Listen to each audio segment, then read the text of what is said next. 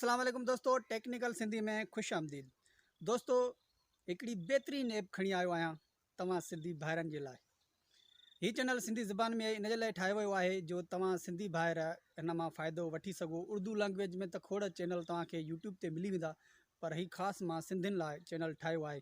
दोस्तों, असांजी चैनल ते कॾहिं न वीडियो कूड़ो तव्हांखे मिलंदो ऐं न इनशाला असां कॾहिं कूड़ो वीडियो ठाहींदा आहियूं।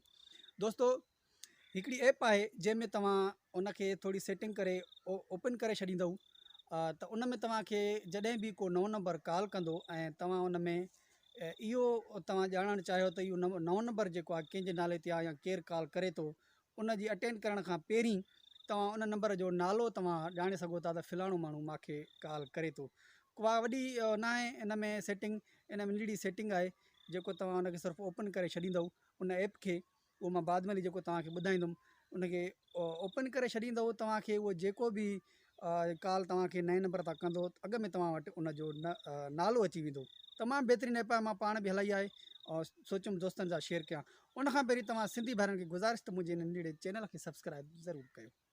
हलूं था वीडियो स्क्रीन रिकॉर्डर तरफ़ ऐं तव्हांखे ॿुधायूं था त इन जी सेटिंग कहिड़े तरीक़े सां करणी आहे।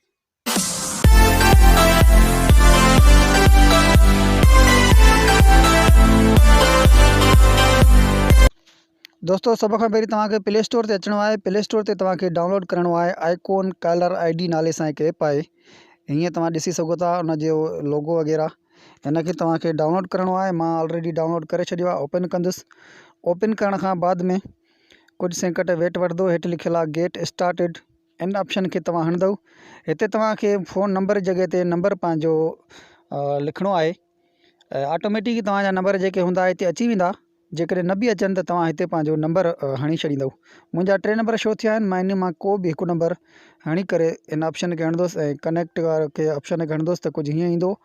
पोइ हे जेको ऑप्शन आहे इनखे ऑन करिणो आहे। सेटिंग में जाईंदव तव्हां, ऑटोमेटिक ही इनखे ऑन कंदव, फिर कंटिन्यू कंदव।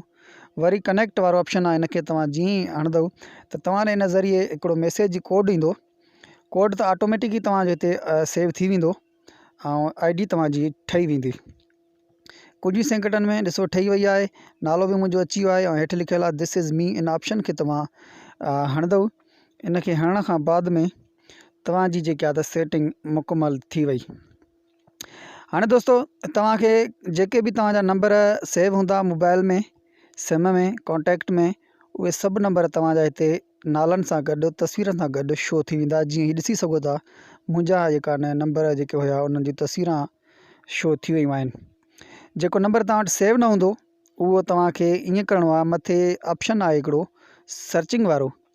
सर्चिंग वारे ऑप्शन में तव्हांखे हिते जेको नंबर तव्हां वटि सेव न आहे, जेको तव्हांजी कॉल आई आहे, उहो तव्हां ॼाणणु चाहियो था त इनजो जेको नंबर आहे उहो कंहिंजो आहे, उन नालो छा आहे, त तव्हांखे मथे ऑप्शन आहे नेम और नंबर।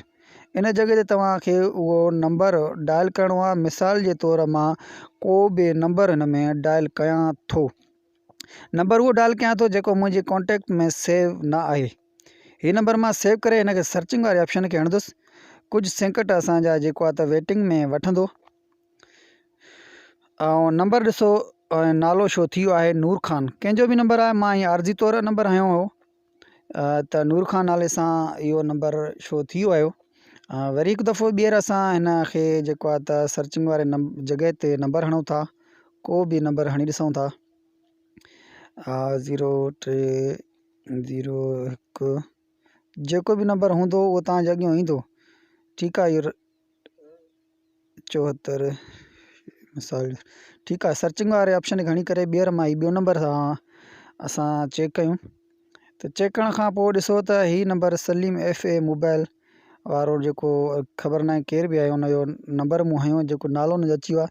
एड अची वियो आहे। एड खे वॉच करण खां बाद में हिनखे मां ख़तमु कंदुसि।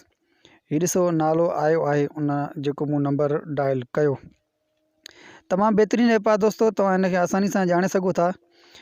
इंशाअल्लाह तव्हां जॾहिं कॉल बि ईंदी कंहिं नएं नंबर तां त तव्हां वटि उनजो नालो शो थी वेंदो।